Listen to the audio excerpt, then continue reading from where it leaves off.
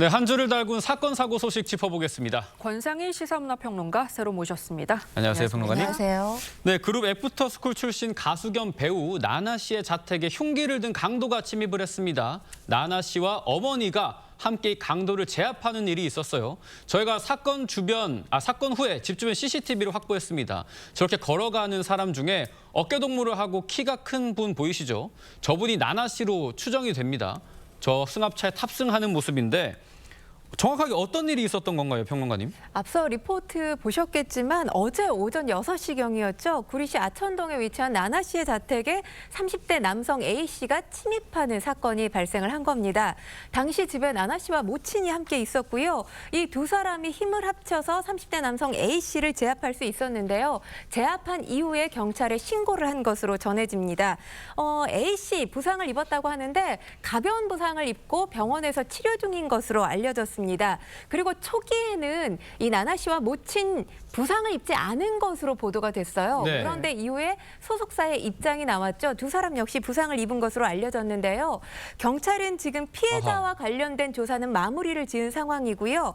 A 씨를 특수강도 미수 혐의로 입건하고 자세한 범행 경위 아까도 보셨지만 아직까지 조사가 되지 않은 상황입니다. 네. 조사를 마무리 지은 후에 구속영장을 신청할 방침인 것으로 전해집니다. 네, 말씀하신 것처럼 나나 씨 어머니가 의식을 잃고 심각한 부상을 겪으셨는데 지금 상태 어떤가요? 일단 어머니가 위기 상황에서 의식을 잃었다고 했는데 다행스럽게도 의식을 회복한 것으로 다행이네요. 전해지고 네. 있습니다. 나나 씨 역시 이 30대 남성 A 씨를 제압하는 과정에서 신체적인 부상을 입은 것으로 전해지고 있는데요. 현재 두 사람 모두 절대적인 안정과 치료가 필요한 상황이라는 게 소속사의 공식 입장입니다. 구체적인 치료 경과라든지 상태 추후에 소속사나 아니면 수사기관을 통해서 공개되지 않을까 이렇게 예상해 봅니다. 지난 4월인가요? 박나래 씨도 이 용산 자택에서 강도를 당한 적이 있어서 이제 수천만 원의 금품을 털렸다라고 했는데 여성 연예인이 강도와 맞닥뜨려서 육탄전이 벌어진 사례는 저는 처음 봅니다. 이렇게 흉기를 들고 침입을 해서 돈을 요구한 경우에는 처벌 수위가 어느 정도까지 됩니까? 일단 이 강도 용의자 A 씨는 지금 흉기를 휴대한 상태에서 침입을 하지 않았습니까? 네. 그러면 일단 형법상 특수 강도가 됩니다. 네. 이것만으로도 법정형이 무기징역까지 최대 가능하고 네. 최하가 징역 5년 이상이죠. 그런데 또 피해자들에게 상해를 입혔다고 지금 알려져 있죠. 예. 그러면 이것은 강도 상해가 돼서 법정형이 올라갑니다. 하한이 징역 7년이 되는 거예요. 그리고 지금 피해가 상당히 중한 것으로 보이죠. 이 나나 씨 어머니가 상당히 심각한 부상을 입은 것으로 알려져 있기 때문에 네. 이 A 씨의 범죄 전력이 어느 정도나 되는지에 조금 관건이 되긴 하겠습니다만 더군다나 계획적인 침입으로 보인다는 점 등등을 종합해 보면은 상당히 중형이 선고될 가능성을 배제하기 어렵다 이렇게 보여집니다. 네, 그런데 나나 씨는 사건 전날까지만 해도 근황도 알리고 최근에 활동 모습도 공개를 했는데 정말 충격이 컸을 것 같거든요. 이 팬들의 응원 물결도 이어지고 있죠. 네, 그렇습니다. 사실 나나 씨가 사건 발생 전날에는 생일 근황 관련해서 브이로그를 올렸어요. 그리고 네. 이틀 전에는 화보 촬영 비하인드 사진까지 올렸기 때문에 밝은 모습을 보이다가 이렇게 관련해서 사건 소식이 알려지면서 아마 많은 대중들이 충격을 받지 않았을까라는 생각이 듭니다.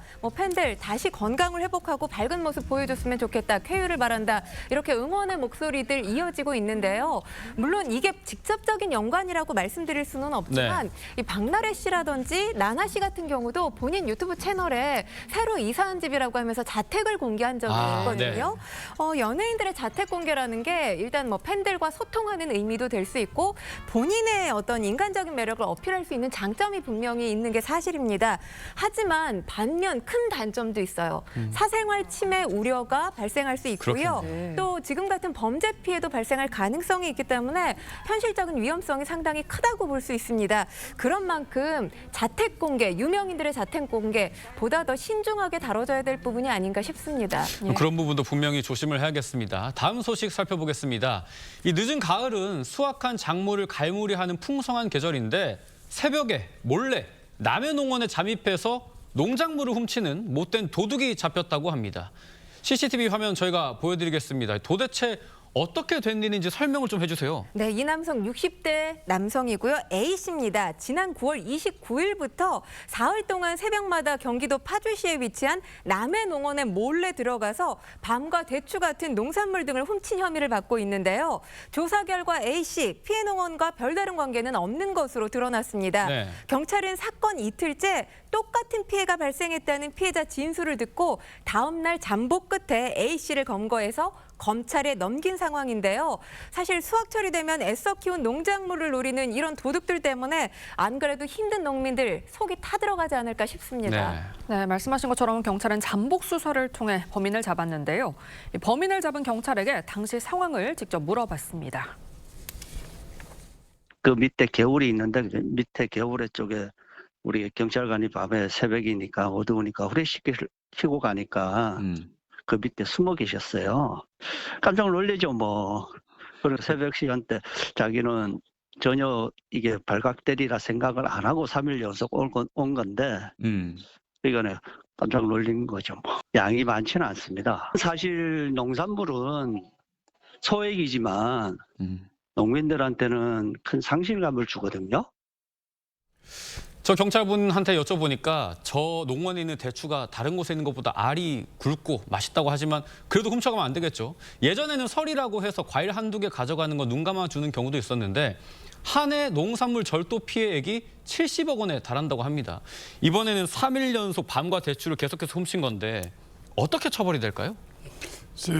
이건 뭐 설이라고 볼 수도 없고요. 설이라는 것도 이제 없어졌죠.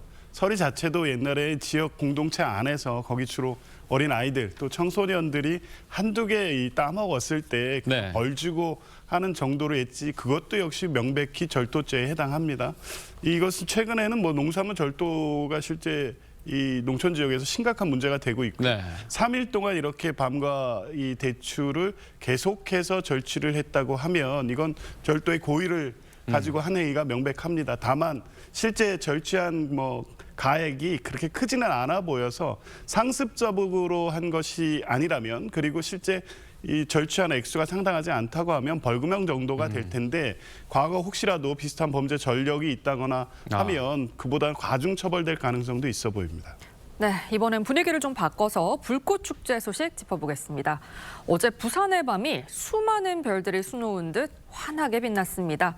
올해 20주년을 맞은 부산 불꽃 축제 지금 보여드리고 있는데요. 그 어느 해보다 화려하고 또 웅장한 불꽃들이 탄성을 자아냈다고요. 네, 그렇습니다. 부산 불꽃축제가 2005년에 에이펙 정상회의가 부산에서 개최됐었잖아요. 예. 이걸 기념으로 해서 시작됐는데 어느덧 20주년을 맞은 겁니다. 그러다 보니까 시민들이 직접 버튼을 눌러서 시작을 알렸고요. 네. 또 20주년을 기념하는 문자 불꽃, 또 불꽃 200발을 동시에 쏘아 올리는 멀티플렉스 불꽃. 이것도 새롭게 선보였다고 하는데요. 특히 불꽃축제를 대표하는 저는 영상으로 봤는데 너무너무 멋있더라고요. 네. 나이아가라 불꽃과 네. 25인치 불꽃뿐만 아니라 올해는 국내 최초로 이 광안대교와 해상의 바지선이 서로 탁구하듯이 불꽃을 주고받는 캐치볼 하모니 불꽃도 야. 등장을 했습니다. 관객들의 시선을 충분히 사로잡았을 것 같은데요. 1시간 동안 무려 9만 발의 불꽃이 부산 밤하늘을 수놓았고요. 불꽃축제 관람 인파도 지난해보다 14% 증가한 규모의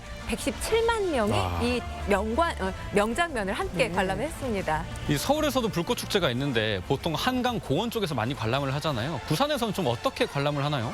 부산에서는 뭐 아무래도 바다를 빼놓을 네. 수가 없죠. 이 부산 광안리 앞바다를 비롯해서 선박 170여 척이 관람객을 태웠다고 하는데요. 올해는 불꽃축제 이 무대도 확장됐습니다. 광안리 해변을 벗어나서 남구 이기대와 해운대, 동백섬까지 커진 건데요. 이기대와 동백섬 해상엔 그동안 이 부산 멀티불꽃쇼만 볼 수 있었는데 이번에는 여러 불꽃들 볼 수 있었습니다. 해외 초청 불꽃쇼도 선보였기 때문에 더 입체적인 느낌을 줬다는 후문인데요. 가을밤 치고는 사실 서울 같은 경우는 겨울 느낌 나잖아요. 밤 그렇죠. 되면. 뭐 아무래도 부산도 바다가 있기 때문에 바닷바람으로 좀 추웠을 것 같은데 이런 쌀쌀함에도 불구하고 현장을 찾은 관람객들 불꽃이 터질 때마다 환호와 함께 이 휴대전화 카메라 셔터 누르기 바빴다고 합니다. 네, 아무래도 20주년 맞이다 보니까 많은 인파가 몰릴 걸 대비해서 사전 준비도 좀 철저히 이루어졌을 것 같아요.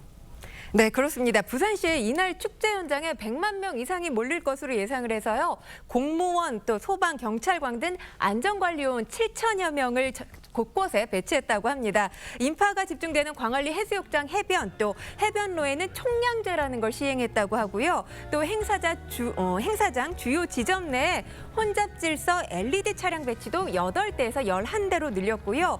고공관측 차량 1대도 신규 도입했다고 합니다. 뭐 안전사고나 쓰레기 문제 이런 문제들은 없었는지 좀 궁금합니다. 큰 사고는 없이 무탈하게 잘 끝난 것으로 보입니다. 일단 이 부산 소방재난본부가 밝힌 바에 의하면은 어지럼증과 복통을 호소한 10대 2명, 그리고 낙상 사고를 당한 50대 등 7명이 응급 구급차로 후송이 됐다고 하는데 그 정도인 것으로 보이고요. 그리고 뭐 두통, 복통, 찰과상 등을 현장에서 호소해서 응급처치 받은 분들도 있었다고 하는데 어쨌든 큰 사고는 없이 잘 끝난 것으로 보입니다. 다행이네요. 네, 지금까지 주말을 달군 사건 사고 짚어봤습니다. 세 분 말씀 여기까지 듣겠습니다. 감사합니다. 감사합니다.